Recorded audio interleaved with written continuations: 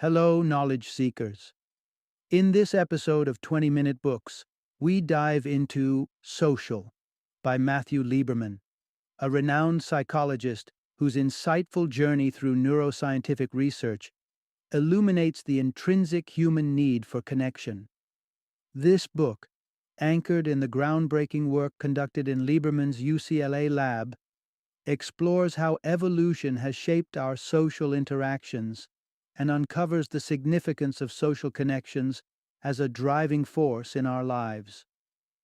With Lieberman's expertise, recognized through prestigious awards like the American Psychological Association's Distinguished Scientific Award for Early Career Contribution to Psychology, Social stands as a compelling read for team members, individuals grappling with the complexities of emotional pain, and enthusiasts in the field of psychology.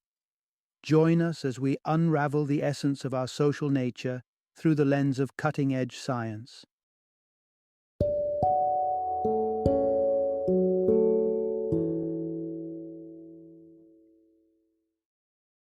Social. Why our brains are wired to connect. Introduction. Discover the power of social connections. Have you ever pondered what truly defines you as an individual? If you've considered your personal set of preferences, ideas, and desires, the self, as the cornerstone of your identity, you're not alone. But is this perspective the whole picture? Daniel Lieberman, a prominent psychologist, challenges this notion in his insightful work, Social. With an impressive arsenal of research including functional magnetic resonance imaging, or fMRI scans, and cutting-edge neuroscientific evidence, Lieberman presents a compelling argument that at our core, it's our social nature that truly shapes us, both genetically and culturally. This groundbreaking discussion embarks on a journey to uncover the essence of human sociality. Lieberman introduces us to the fascinating idea that our innate yearning to connect with others, our drive to engage and not be solitary entities, is embedded in our very makeup from the moment we enter the world. This connection with others isn't just a pleasant add-on to our lives, it's fundamental to our development and well-being.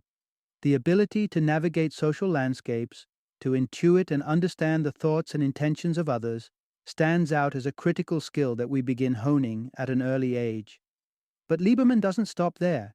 He explores the profound implications this has on our quest for happiness and success, reaching insights that might surprise you.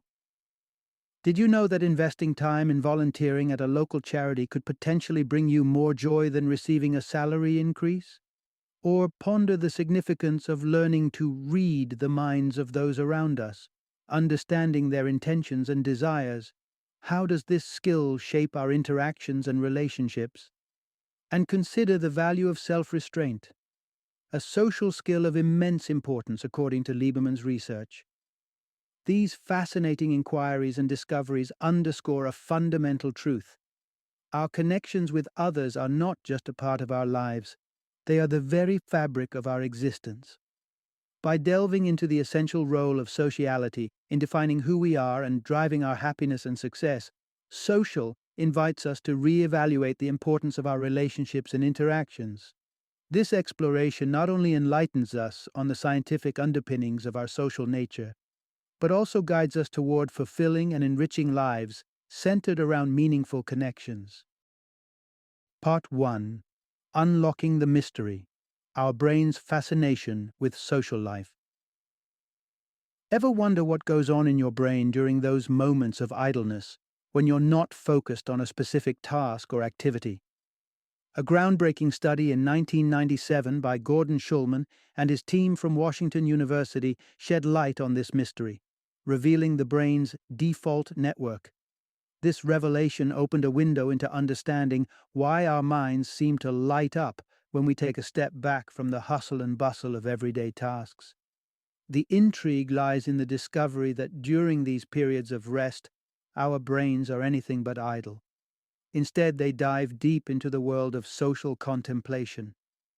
This phenomenon, known as social cognition, points to our brains having an innate passion for thinking about social connections, relationships, and our place within society. The research uncovers a fascinating aspect of human nature. We are built with a cognitive tool specifically designed for interpreting and pondering over social affairs. This capability, deeply ingrained in our evolutionary makeup, suggests that our default network serves a crucial role. It steers us toward reflecting on social interactions during our moments of downtime. Interestingly, this social focus isn't a trait that develops over time. It's present from the very beginning. Studies involving newborn babies have revealed that their default networks are active well before they can engage in conscious thought about their surroundings. This early onset of social cognition highlights how integral social interaction is to our development and daily lives. But just how much of our time is consumed by thoughts of social interaction? A study published in the journal Human Nature in 1997 provides some insight. About 70% of our conversations revolve around social topics. When you consider that our default networks might be active for a fifth of our waking hours, equating to roughly 3 hours a day, it becomes clear how deeply social thinking is embedded in our daily existence. To appreciate the depth of these findings, let's consider Malcolm Gladwell's assertion from Outliers, where he posits that it takes 10,000 hours of practice to achieve mastery in a field.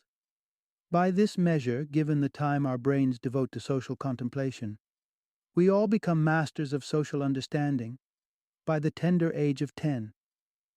This underscores not only the profound importance of our social nature, but also the intricate ways in which our brains are designed to navigate and thrive within the complex tapestry of human relationships.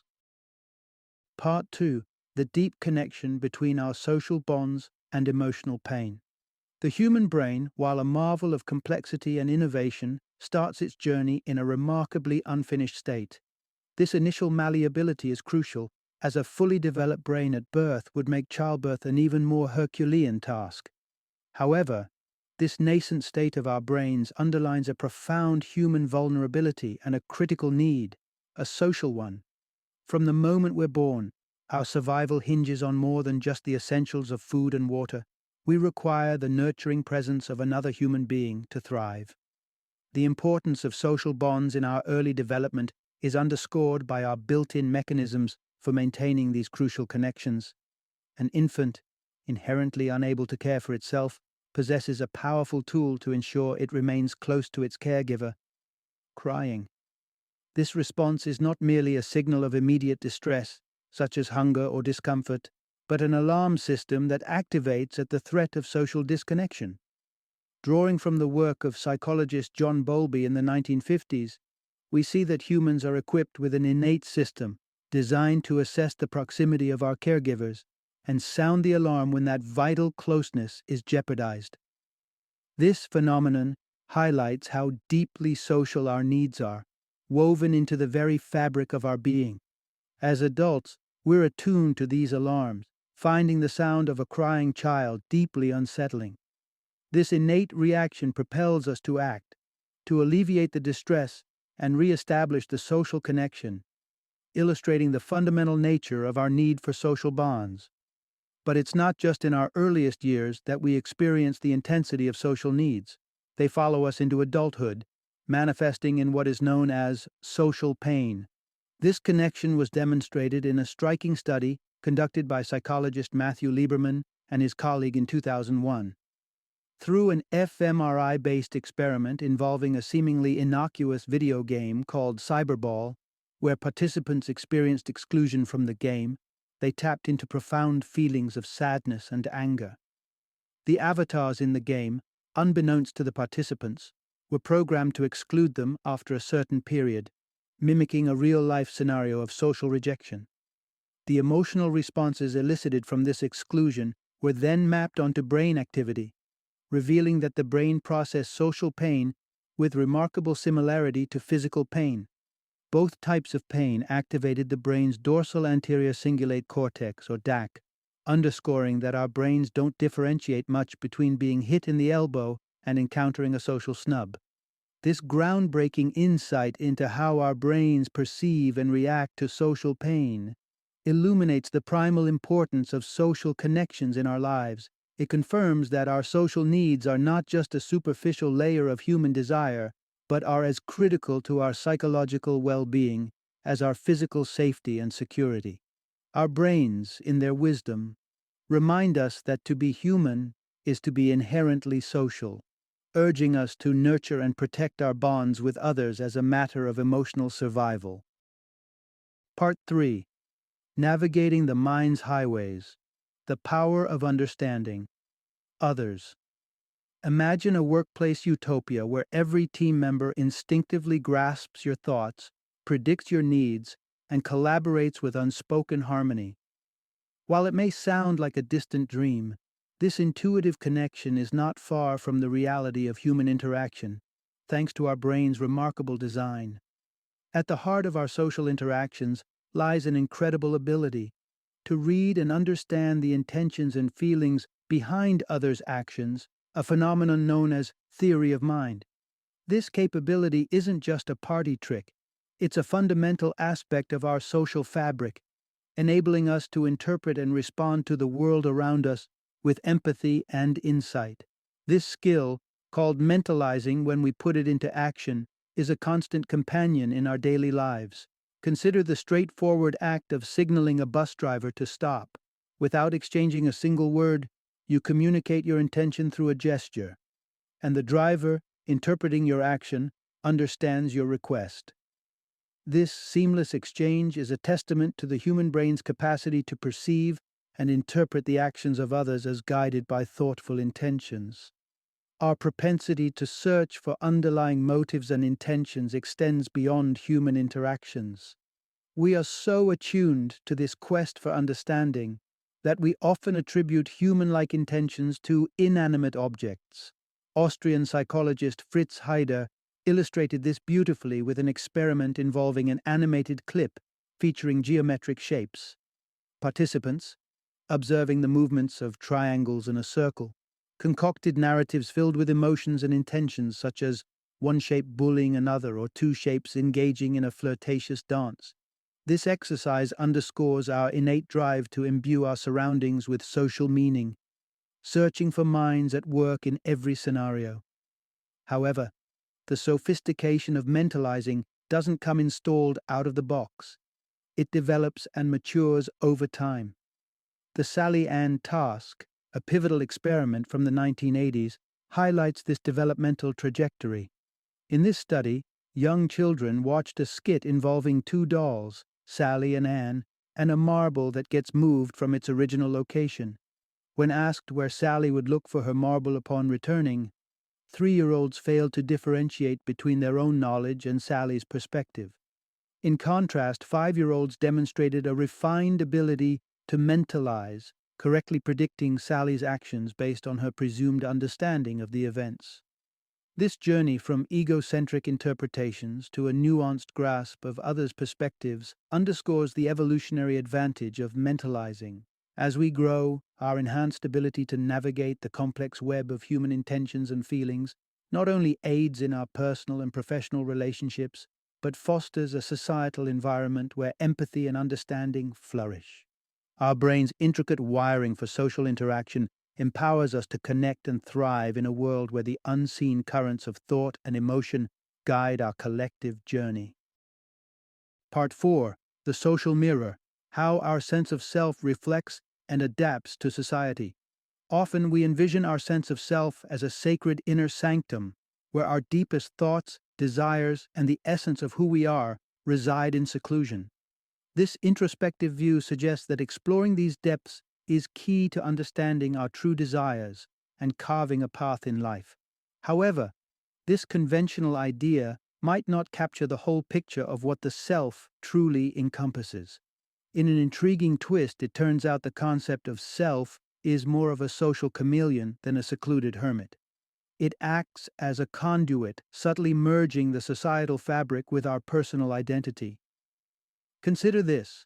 Certain beliefs, such as blue is for boys and pink is for girls, seem inherent to our personal makeup, yet they are actually constructs of societal conditioning.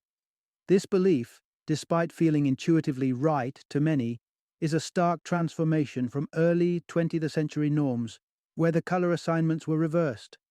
This switch wasn't the result of widespread individual contemplation and choice, but rather a collective unconscious shift towards a new societal consensus. This phenomenon reveals a profound truth about human social behavior. It's largely automatic and governed by unseen forces within our brains, often bypassing our conscious awareness. The core of this automatic social navigation resides in the dorsomedial prefrontal cortex, or MPFC, a neural crossroads that lights up when we're reflecting on ourselves or contemplating others' perceptions of us. This brain region acts as a neural conduit, facilitating the transfer of societal values and beliefs that shape our personal identities and decisions. A compelling demonstration of the MPFC's role emerged from a 2010 study by psychologist Matthew Lieberman and a colleague focusing on the behavior of UCLA undergraduates regarding sunscreen usage. Participants were first surveyed about their sunscreen habits before being exposed to a pro-sunscreen infomercial while connected to an fMRI scanner. Although their stated intentions to use sunscreen varied, follow-up analysis showed little correlation between these stated intentions and actual behavior. However, a key insight was gleaned from the brain imaging data. Students whose MPFCs showed heightened activity while viewing the infomercial were significantly more likely to increase their sunscreen use subsequently. This finding underscores the profound influence of societal input on individual behavior, mediated through the subconscious workings of our brains.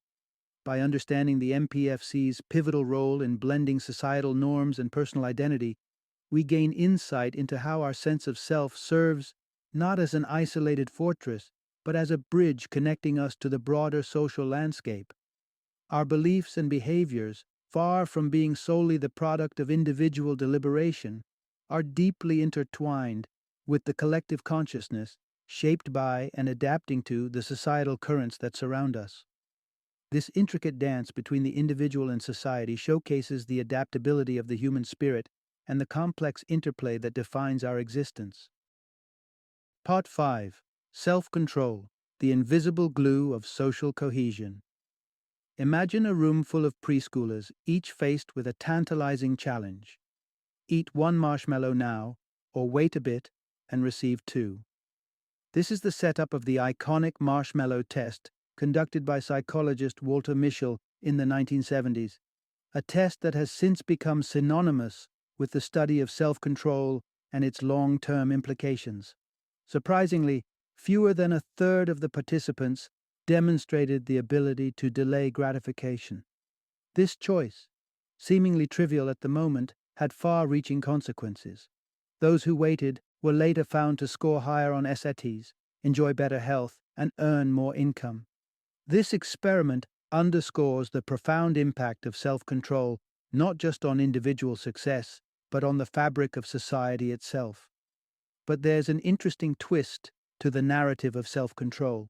It's not just an innate trait, but can be significantly influenced by our social environment. The concept of the panopticon, introduced by English philosopher Jeremy Bentham, illustrates this beautifully.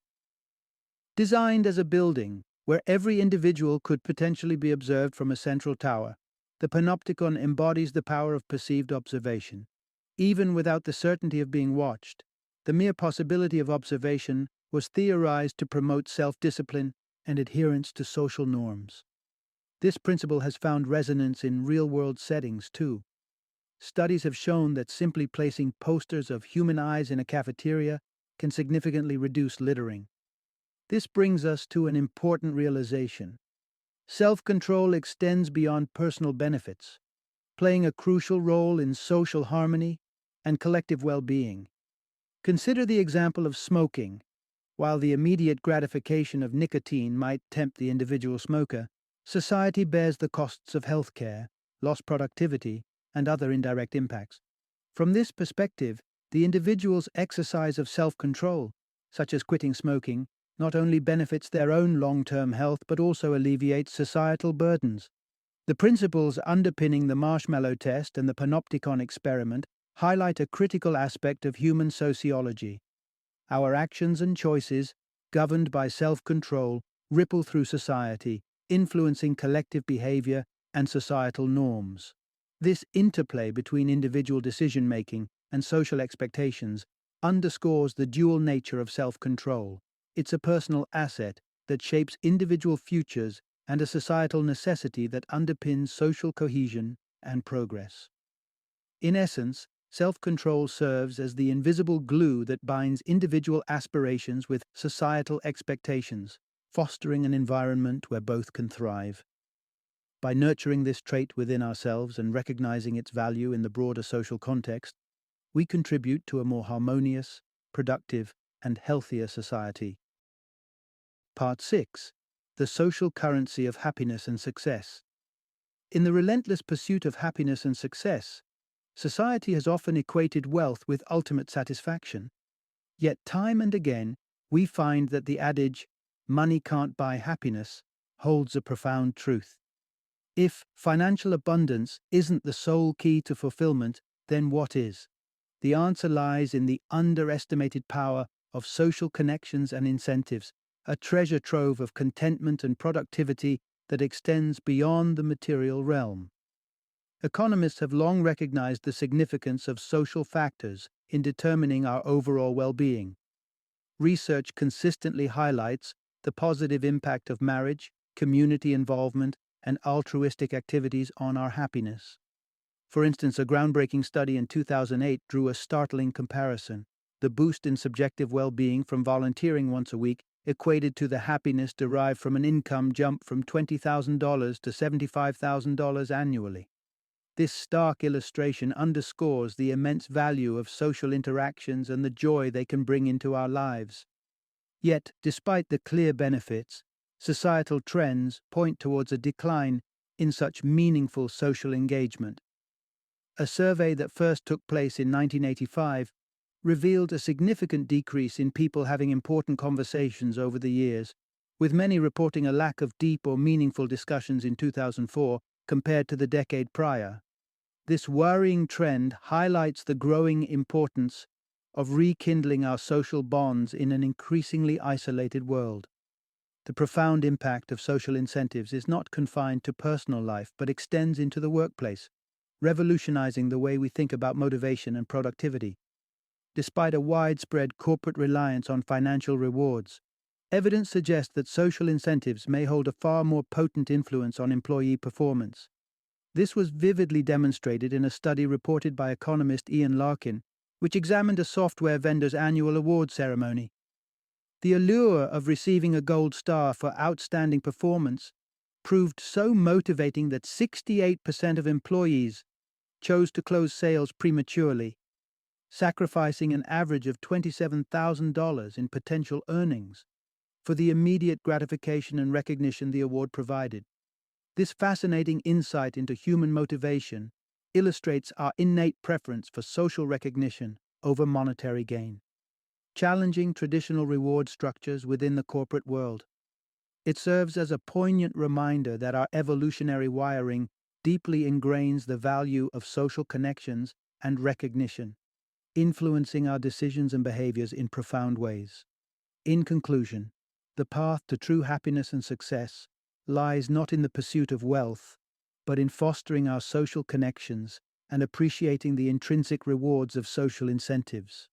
By acknowledging and embracing the significant role of social factors in our lives, we can unlock a deeper sense of satisfaction and accomplishment, both personally and professionally.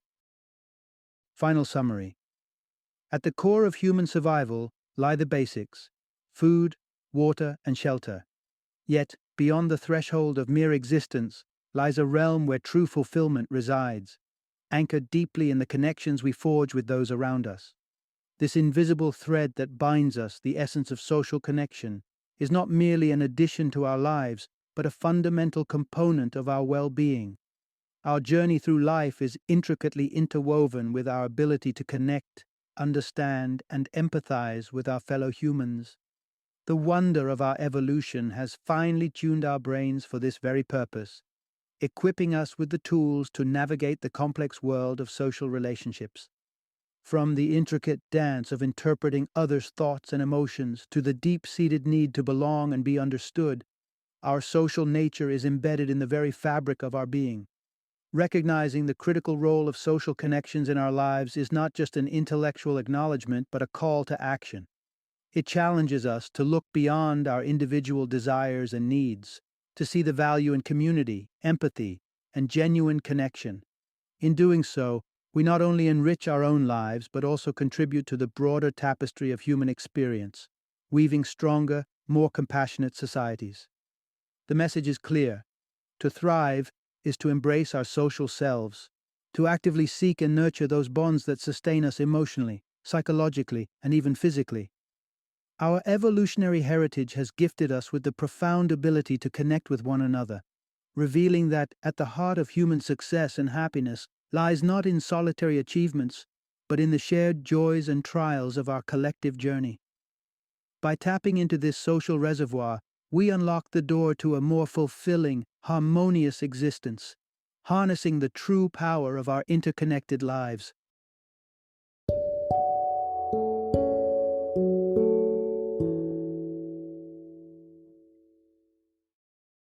Thank you for joining me today on this journey of learning and discovery as we explored the insights of another thought-provoking book in our growing library of knowledge. If you've enjoyed our time together, please take a moment to follow our podcast, give us a 5-star rating, and share 20-minute books with other knowledge seekers. Your support truly means a lot. Don't forget to join me again in the next episode, where we will delve into another enriching book. Until then, happy reading and happy listening.